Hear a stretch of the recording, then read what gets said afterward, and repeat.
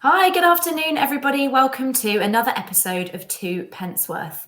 This is a series where we hear all about the stories, the successes, and the challenges of female founders in climate tech. This series is based on the fact that in 2022, for every £1 of VC money invested, less than 2 pence went to companies with female founding teams. I mean, that's shockingly low, right? And so through this series, I'm hoping to raise the profile and put a spotlight on the successes of some amazing female founders out there in the climate space.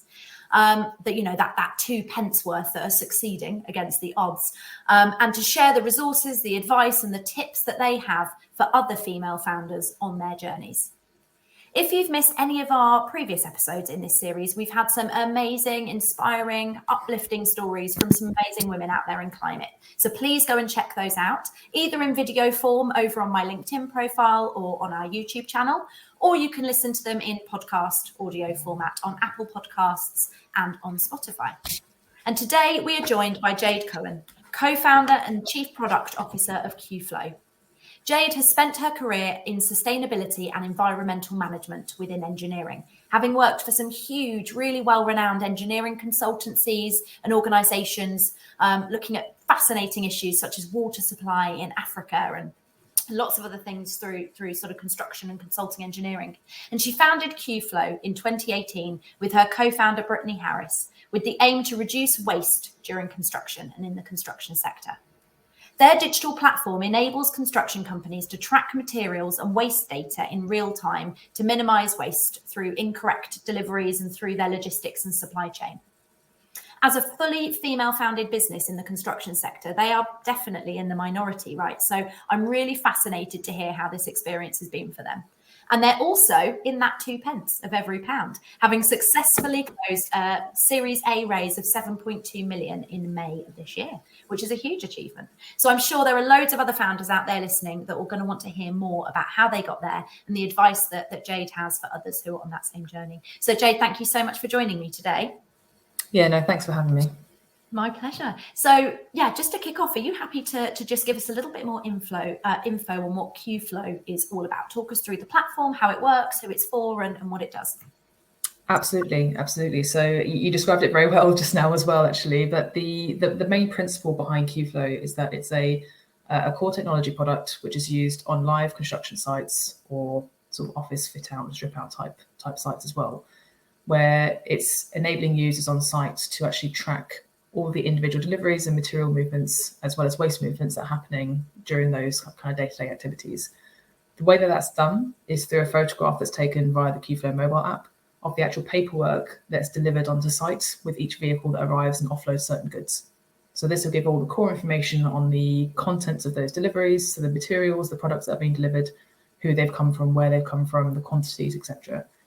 And from that photograph, which is the only source of data input that the users on site will need to input, we'll then do the heavy lifting, so to speak, of extracting all of that text, all the information from those documents that our system is reading, and then present that kind of raw structured data back to those construction project teams in the form of a web portal, which they can access from anywhere, for as many users on those projects as they want to. And what that means is that they can then take that kind of comprehensive data, that kind of digital record of all of these movements that have been happening on those projects, and better understand those material and those waste flows, as well as the embodied carbon, which we calculate off the back of that as well.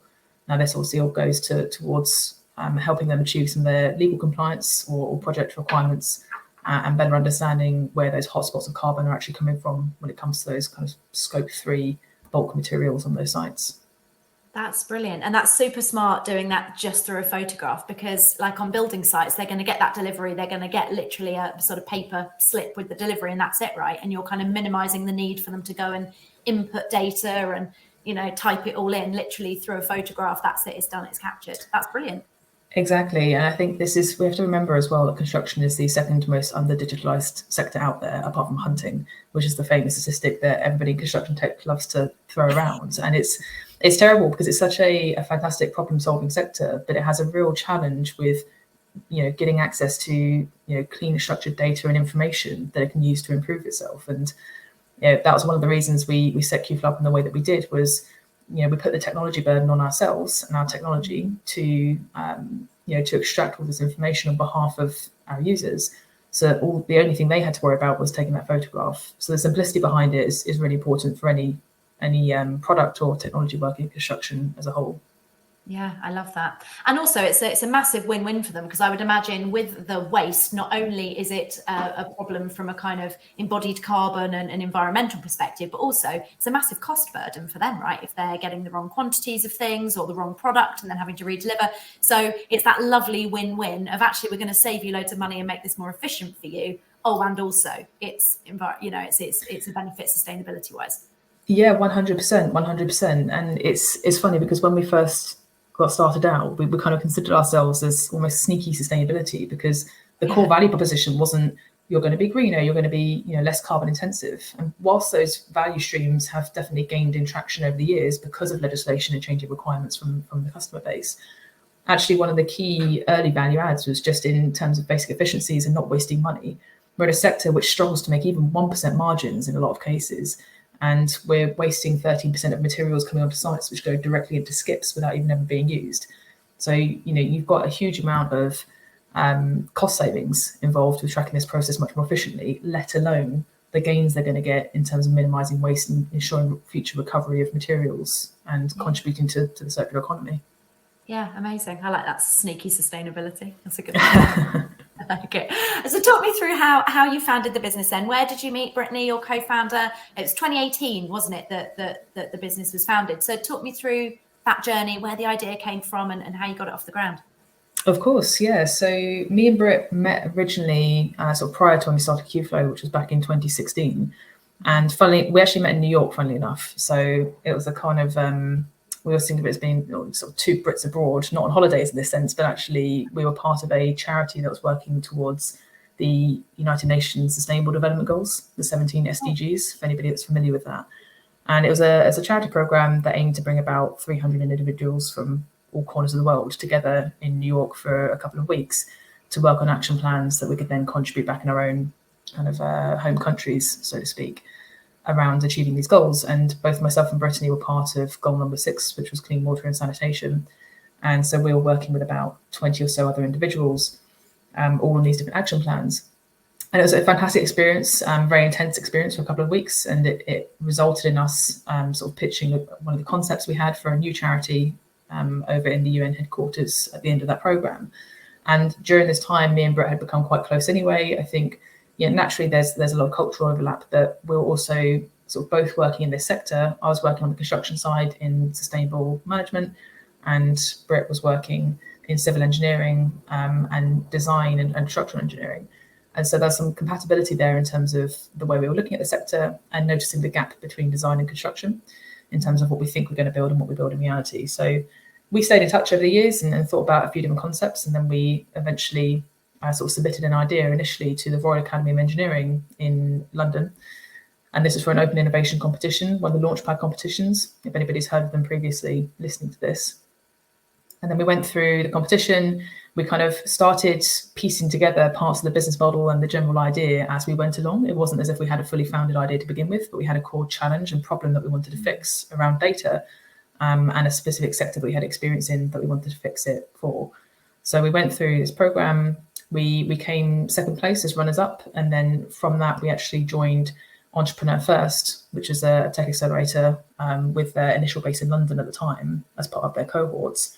And that's when we started working on the idea full time together. And actually, we might come onto it later, but that was one of the key milestones for myself and Britt in terms of getting the support and I guess knowledge in terms of how to run a business, let alone a VC-backed business, very early days when we'd had no prior exposure to business or any kind of similar sector up until that point. Yeah, amazing. And it sounds like that project that you did as part of the charity thing in New York was a sort of taster of what it would be like to work together, I guess, because you're problem solving, you're coming up with an idea, you're working on a mini project, which I suppose showed that you had that co-founder compatibility really early on, right? Absolutely. And of course, with any co-founding relationship, whether you know somebody really well in advance or whether you're just kind of meeting them from day one, which is kind of the EF model, similar to Y Combinator. because we'd had that experience and that really, as I mentioned, intense experience together, it kind of allowed us to have a very like pragmatic relationship, I would say. Like we've been very close as individuals anyway, and grown closer over the years, but we always had a very core mission and goal in mind, which was in our case to make construction more sustainable and ultimately to leave the world in a better place than when we found it, which I think is a mission that most people can really align to. But for us, it was always about that end goal. And so the means of getting there and what we had to do to achieve that was never really a cause for question or concern, or there weren't any egos involved in that. And because we had that kind of relationship and that consistency of our vision that was very shared, it meant that we were able to have a very productive co-founding relationship as any members should if they're looking to set out a business after that point as well. Yeah, absolutely. So when you went into eFirst was the time when you both kind of left your full-time jobs and went into it full-time. And how long were you in eFirst for? How long was that process, and what did you go through in that time that you were in there? Yeah, so within EF or Entrepreneur First, we were there for the entire program, if I remember correctly, was about 6 months. So you had a 3 months initial stint, and the reason we were able to do that full time was because EF were very kind to provide a stipend for that period of time. So that helped an awful lot in terms of not having to worry about the things like rent and keeping yourself going in the meantime. And then you pitch for what they call kind of pre-seed investment. So this is a sort of a decent chunk of money, but not to sort of seed level. I think at the time it was about £80,000 that you were pitching for as part of a panel. And if you managed to make it through to gain the pre-seed investment at the 3 month mark, then you'd obviously kind of go through to the next 3 months where you'd then pitch for seed investment, or get to the final pitch at demo day is what they called it, before then looking to raise a round after that point if that's what you wanted to do.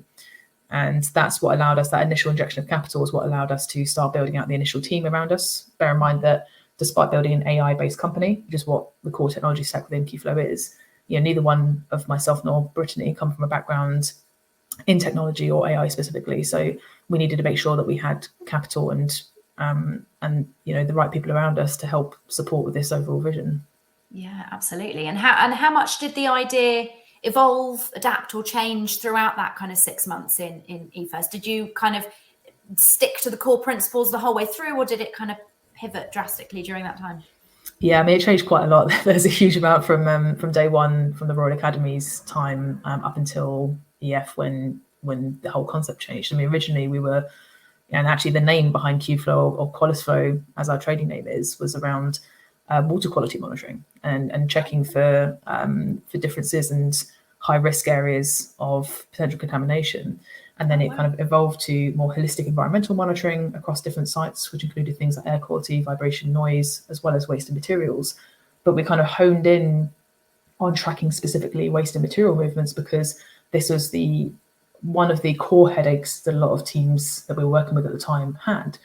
And it was also the biggest contributor to Scope 3 carbon emissions, which again has only been gaining in traction internationally as well as within the UK over recent years. And if we could crack that problem, then we had a much better chance of having a even bigger impact globally when it comes to decarbonisation. So that's kind of how we ended up narrowing focus to those kind of core data points. Amazing. And then at what point did you bring in that kind of technology resource? Was that straight from getting that initial pre-seed funding, or was that a little bit later on that you brought people in to actually build the platform itself? Yeah, so we'd kind of hacked together a bit of a sort of working prototype up until the point of getting pre-seed investment, and that was just through our own kind of messing around, so to speak, and playing around with different like online databases and all the rest of it to piece something together. And that allowed us to kind of prove the concept, which gave us or unlocked the initial pre-seed investment. And then it was at that stage, as you're mentioning, where we secured that £80,000 investment, where we started bringing in a team around us. So we brought in a CTO to work alongside myself and Britt, and then some software developers into the team initially, and then started building out the team after that point, and obviously accelerated that once we then gained our initial seed round investment in 2019. Amazing. And then what was your sort of journey then from seed to Series A? Because obviously you successfully closed your Series A in May of this year. And there are a lot of the founders that I speak to are at that point, right, where they're approaching Series A and all of the challenges that come around how you're commercializing and getting that product market fit and all of that kind of thing. So yeah, talk me through that next piece of the journey then, and how you got to that Series A. What were your key milestones and markers that you needed to hit to get there? How do you do it? Yeah, absolutely. And it's almost, it's easy to say in hindsight, I guess, but it is, I guess, one of the most important chapters of that whole journey, because it's, every day is a bit make or break, but particularly between seed and Series A, you're kind of, proving what you set out to do in terms of the initial value add and what that means for traction and the wider market that you're servicing. So for us, it's a tough journey for anybody. I think for anybody who's kind of going through this chapter over the last couple of years, obviously you've had COVID, you've had at a geopolitical level as well, we've had the war in Ukraine, which has impacted supply chains and massively impacted our sector amongst many others, as well as massive inflation rates and everything else. So there's been a combination of factors over the last couple of years in particular, which has made it really tough for companies as a whole, let alone founders who are going through sort of C to Series A round. Yeah. At the same time, as with all challenges in the wider market, there are also many opportunities, and you've seen companies that have pivoted around this over time. And it's something that we've been keeping a close eye on as well. And actually for us, the focus on technology uptake within construction has been supported by the move to more remote working. It's made it more imperative as well, especially with the declining workforce because of Brexit on top of that, within construction. And also because of the price rises of basic raw materials, it's actually supported the concept of the circular economy and the importance behind better tracking of these resources and not to waste them. So a lot of things have kind of lent themselves in our favour alongside the wider macroeconomics of companies not doing as well, construction companies this is, over the last couple of years. So we've kind of had to navigate that in part. We've had to adjust our value proposition, our messaging a lot over the last couple of years. We've also tested out a few different kind of models in terms of how we license the product as well. And it was one of the key determining factors for us in terms of, when we go into the fundraise for Series A, at what time do we do that? How much do we raise? And what are we really going to be using those funds for? And what we've landed on is a strategy where we're looking at testing international expansion, particularly in the US side at the moment. So we're kind of dipping our toe in the water, so to speak. And if we get more traction, we'll look at exploring that in more depth coming up. But we're also looking at deepening parts of our product development to capitalize on these new opportunities around the circular economy, what this means for the built environment, to mine the existing built or urban environment as opposed to the natural environment for some of those core materials that we're going to need moving forwards. So that's all of those factors have really led us to the strategy that and the pathway that we're on today. But certainly a difficult market to navigate when you've got all these different competing factors alongside then the need to fundraise as well. Yeah, absolutely. So it sounds like despite a lot of headwinds, some of which blew in your favour, you've managed to do very well to close that in what is undoubtedly a really difficult market for fundraising for sure. Okay, amazing. And where does that kind of leave you now then? You've got that money. You mentioned there a little bit about international experience and looking at the US as a potential market. What does this Series A unlock for you in terms of what you can do next? Yeah, absolutely. So as you mentioned there, the international piece is certainly a big part of this. And one thing we were keen to do was to start looking at those different markets that are all suffering from the same problems we experience in the UK, but just in slightly different ways. So we're already working with a few sites over in Australia. We've worked with a couple of sites in the US, and we wanted to use this Series A to start testing the waters in the US a little bit further. Yeah. Obviously, anybody who's moved or worked in the US previously might know that each state operates pretty independently, so there's a big difference there in terms of where you enter those markets. But because of some of the legislation and changes that Biden's been putting through over the last couple of years, there's been a lot that's kind of working towards a greater focus on decarbonisation, for example. And being the first movers into this space could support us when this gains much greater traction in a couple of years' time to really expand into that market, which is part of the logic behind that. So that was kind of the first piece, is just testing out those waters and seeing what we can learn from the right product market fit. And is now the right time, or is a couple of years the right time for us to really explore that in more depth? And then the second piece was, as I mentioned, around looking at the product expansion and deepening our expertise in terms of not just having collected all the data and using that to support day-to-day reporting and efficiency gains from decarbonisation, but actually now using this data to inform greater levels of insights and feeding back into the circular economy for materials that are potentially going to be up for recovery in a couple of years' time. Amazing. Oh, very exciting. Fantastic. I look forward to seeing how that develops over the next sort of 6 months to a year. Exciting. Thank you. And Tell me a bit about the kind of journey, because obviously there's no getting away from the fact that first of all, a fully female founded business, sadly unusual, fully female founded business in the construction tech business in the construction sector. There's lots of layers there, right? Of, I suppose you'd call it intersectionality, or that Venn diagram means that you are quite an outlier, sadly, right? But you guys are.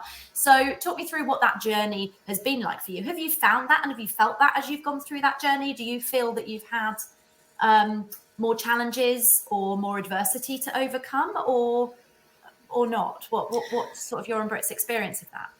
Yeah, it's a really interesting question, and I could definitely spend hours on this. So I'll try and kind of like keep to the key points here, because everybody's journey is going to be different as well, right? But I think it's funny because it's only really in hindsight when we've looked back at certain pivotal points in terms of Qflow's evolution and the journey we've been on so far that you kind of realise actually there's still, there are still barriers that are slightly higher to get over if you're a female-founded company than perhaps our male counterparts might experience. And you see that most prominently in fundraising, a particularly challenging sector, and we could spend ages talking about that. But for us, it was always the lack of, and this is from the different stages of fundraising. So we've noticed not significant changes between sort of pre-seed, seed, Series A so far, where there's an initial, or there seems to be an initial lack of believability that investors might have in us, as opposed to if we looked and sounded different. And I think that this is where subconscious bias really comes into play, and it's such a hard thing to measure and a hard thing to tackle because it's subconscious. Like there's very few people out there in the world today, particularly in this space, that are consciously trying to create additional barriers for female founders. At the same time, that doesn't mean that we should accept that that's still the case. And we found fundraising very difficult. A lot of founders do. Whether you're male or female identifying, but it was always, we seem to be challenged a lot more so, and we seem to have a lot more questions, even though we had much greater traction than a lot of male counterparts we saw in similar businesses that might have either come through EF or been on very similar journeys to us that we had the benefit of being able to compare against. And so that made it quite difficult. We had to bring in additional support from our advisors who were older, more life experienced male advisors onto certain calls to support with fundraising efforts because they were more believable than we were. So if they're backing us, then that gives us more credibility. So it was those kind of in isolation, slightly small things that kind of, when you start to add up, actually creates that kind of additional hurdle. And it's funny because we've never really had a challenge when it comes to sales and working within the sector, because we've got the experience, or had the experience prior to starting Qflow, of working in this space. We knew the language, we knew the problem space, and that resonated with our clients. So despite construction itself being, still with its own challenges in terms of gender diversity and the age gap and everything else as one, we never really found that as challenging as we did within the fundraising space, which is a whole new kind of environment. We were new to it anyway, so we had to learn ourselves along the way. But we found the barriers to entry much higher in the VC world than we were perhaps expecting upfront.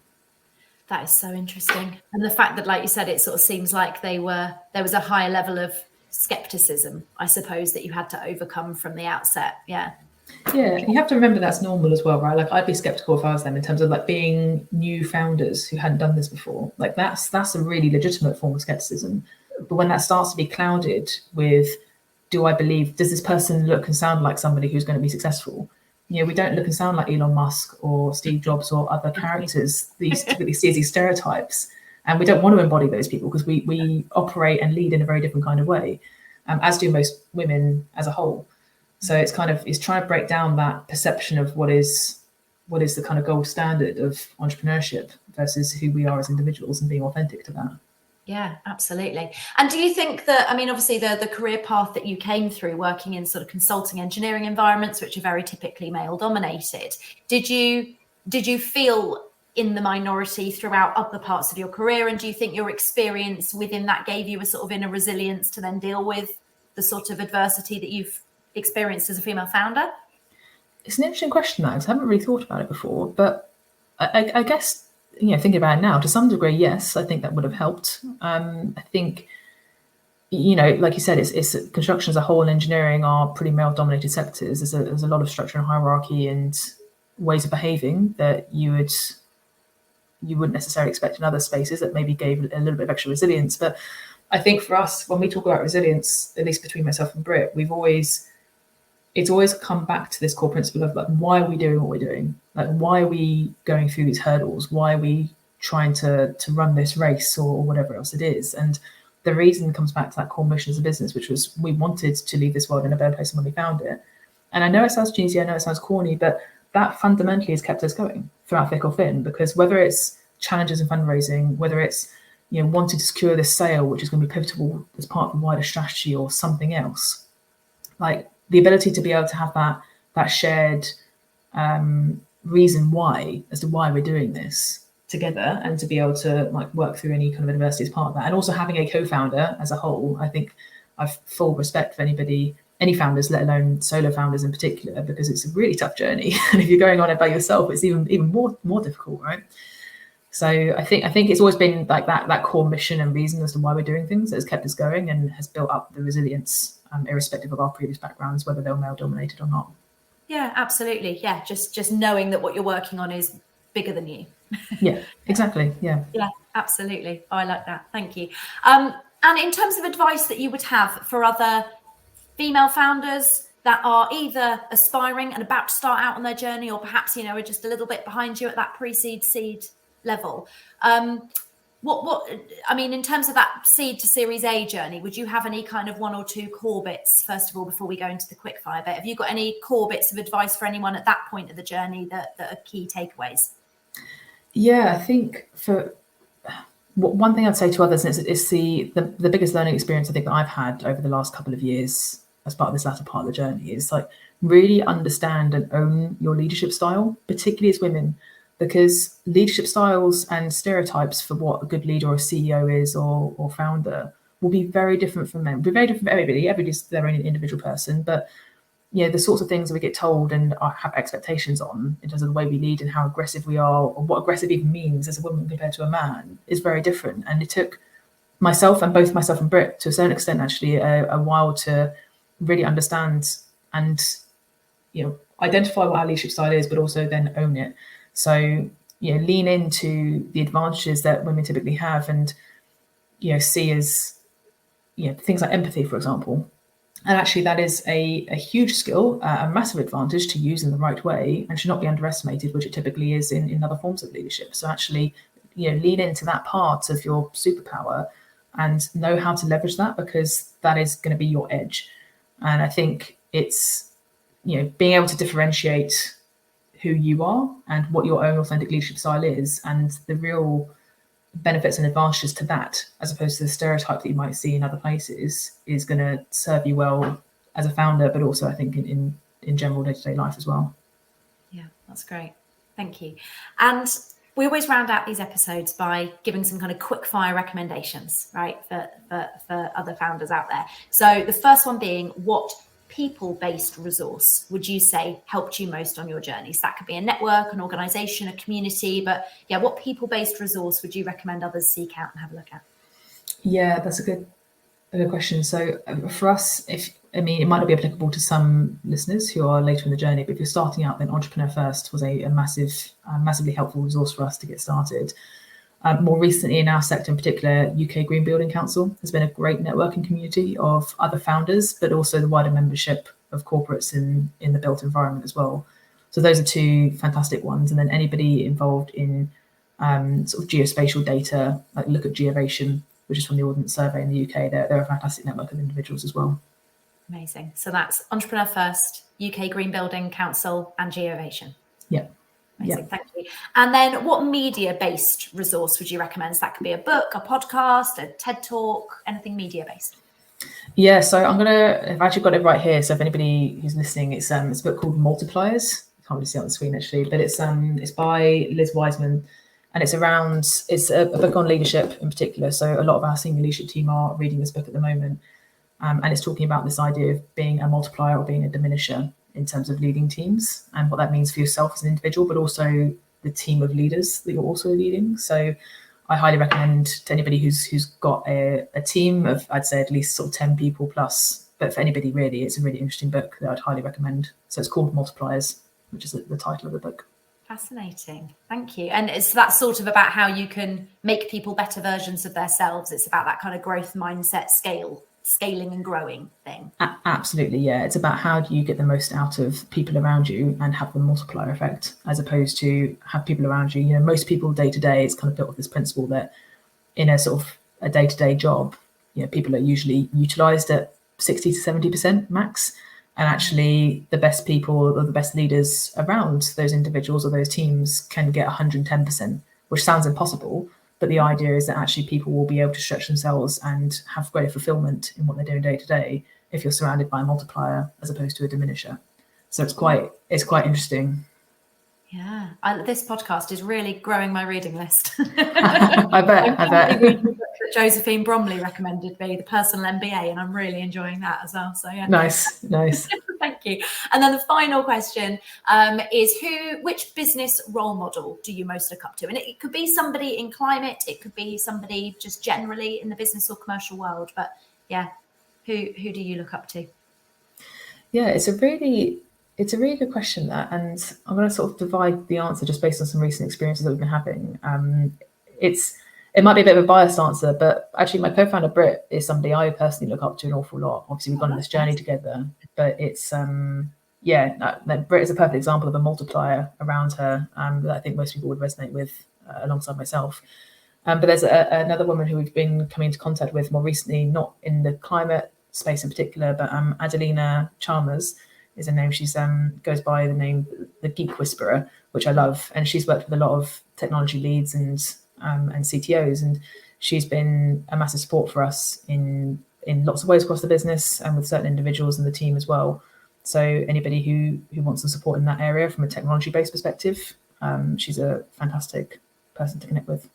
Amazing. I follow her on LinkedIn and I absolutely love her content. Yeah, I think she's fantastic. Yeah. Nice. Oh, great. Thank you so much for that, Jade. I really appreciate you taking the time to tell us all about that journey that you've been on and your experiences and share your advice. It's really fascinating and I'm sure will be hugely valuable to everyone who's been listening. So thank you so much for that.